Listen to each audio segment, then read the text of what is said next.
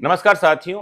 भारतीय पुलिस व्यवस्था 1861 के उस कानून पर आधारित है जो अंग्रेज लेकर आए थे। सीधी सी बात है कि अंग्रेज जब पुलिस व्यवस्था लेकर आए होंगे तो उसका एकमात्र उद्देश्य होगा जनता का दमन करना। लेकिन जब हमारा कॉन्स्टिट्यूशन लागू हुआ तो उसमें एक पार्ट आया जिसका नाम है directive principles of state policies, DPSPs, और ये कहते हैं कि राज्य का काम है जन कल्याण।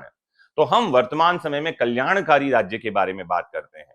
और जब हम कल्याणकारी राज्य के बारे में बात करते हैं तो एक ही चीज उठती है, वो है सेंसिटिविटी के साथ पुलिसिंग, संवेदनशील पुलिसिंग हो। और पुलिस को देखकर कोई भी व्यक्ति गर्व से जय हिंद कहे, ना कि पुलिस को देखकर बचकर भागे। सबसे पहला काम तो ये करना है कि आम जनता को अपने बच्चों को ये बताने से बचना है कि पुलिस वाला आ रहा है वो गिरफ्तार कर लेगा। बच्चों को ये सिखाना है कि पुलिस वाले आपकी सुरक्षा के लिए हैं। हम अपने बच्चों को सिखाएं कि पुलिस को देखकर आप जय हिंद कहें, पुलिस को देखकर बचकर भागना नहीं है। ये हुई आम जनता की जिम्मेदारी। और पुलिस वालों की जिम्मेदारी क्या है? आप भी अनावश्यक रूप से किसी को परेशान करने से बचें।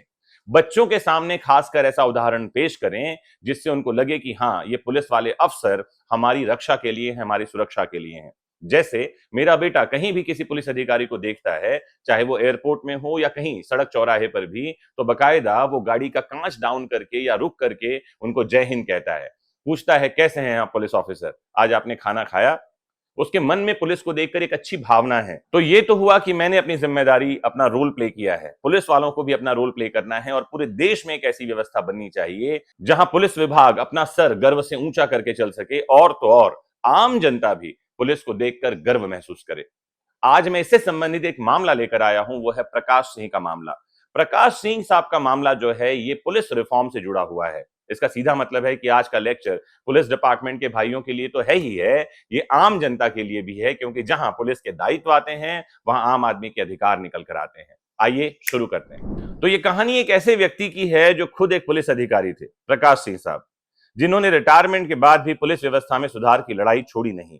जब उन्होंने देखा कि कैसे राजनीति और भ्रष्टाचार ने पुलिस को एक स्वतंत्र संस्था के बजाय राजनीति का औजार बना दिया है, तब उन्होंने सुप्रीम कोर्ट का दरवाजा खटखटाना ठीक समझा। He approached the honourable supreme court in 1996। 1996 में प्रकाश सिंह साहब ने एक पीआईएल दाखिल किया। उन्होंने कहा कि भारतीय पुलिस व्यवस्था 1861 के ब्रिटिश कानून पर आधारित है, जिसे अंग्रेजों ने जनता की सेवा के लिए नहीं बनाया था। A law made by the British not to serve the people but to suppress them। उन्होंने ये भी कहा कि सरकारें पुलिस का इस्तेमाल अपने विरोधियों को डराने, झूठे केसों में फंसाने और वोट बैंक की राजनीति के लिए करती हैं। इससे पुलिस की स्वतंत्रता, निष्पक्षता और पेशेवर रवैया खत्म होता है। उन्होंने पिटीशन में कहा कि this has eroded the police forces independence, impartiality and professionalism. करीब 10 साल की लंबी लड़ाई इन्होंने लड़ी और 10 साल की लंबी सुनवाई के बाद 22 सितंबर 2006 को सुप्रीम कोर्ट ने ऐतिहासिक फैसला सुनाया। कोर्ट ने कहा कि पुलिस व्यवस्था को राजनीतिक नियंत्रण से मुक्त करना ही लोकतंत्र का एकमात्र रास्ता है। इस वर्ड को ध्यान रखना है। Freeing the police from political control is the only way to safeguard democracy.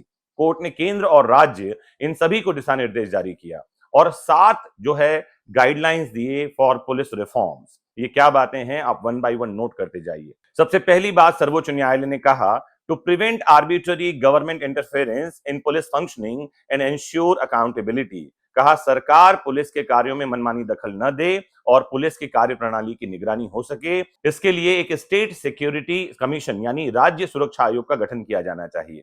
Court ने यह कहा कि डीजीपी को 2 साल का निश्चित कार्यकाल मिलना चाहिए जिससे वह स्वतंत्र रूप से कार्य कर सके। फिर कहा कि डीजीपी की नियुक्ति यूपीएससी द्वारा तैयार की गई मेरिट सूची से की जानी चाहिए, इसमें पॉलिटिकल इंटरफेरेंस नहीं होना चाहिए।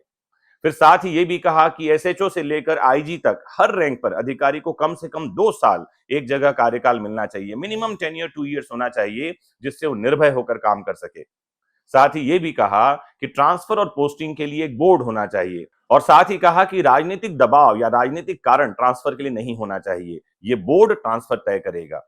छठी बात कही कि पुलिस कंप्लेंट अथॉरिटी बनाई जानी चाहिए और इसका काम क्या होगा, जनता को पुलिस के खिलाफ शिकायत करने के लिए मंच देगा ये, और पुलिस के खिलाफ सीधे जनता शिकायत कर सकेगी ताकि ट्रांसपेरेंसी तो बनाए रखा जा सके, साथ ही साथ जनता पर पुलिस का मनमाना अत्याचार न हो। ये थी छठी और बहुत महत्वपूर्ण बात, पुलिस कंप्लेंट अथॉरिटी। 7वीं और सबसे महत्वपूर्ण बात ये थी कि कहा separation of investigation and law and order, इन दोनों को ध्यान में रखा जाना चाहिए। मतलब ये कि इन्वेस्टिगेशन करने के लिए एक अलग एजेंसी होनी चाहिए और लॉ एंड ऑर्डर को मेंटेन करने के लिए अलग एजेंसी होनी चाहिए। अभी लॉ एंड ऑर्डर को मेंटेन करना और इन्वेस्टिगेशन करना दोनों का भार पुलिस पर ही है, और यही कारण है कि पुलिस पर प्रेशर बढ़ रहा है, बल कम है और आम जनता इससे परेशान होती है। मुझे उम्मीद है कि Prakash Singh versus union of India का ये जो मामला है, जो 2006 का जजमेंट है, आपको ठीक ठीक समझ में आ गया होगा और इस एक लेक्चर के बाद आपकी एक नई सोच, नई दिशा बनी होगी पुलिस और पुलिस विभाग के बारे में सोचने और समझने के लिए।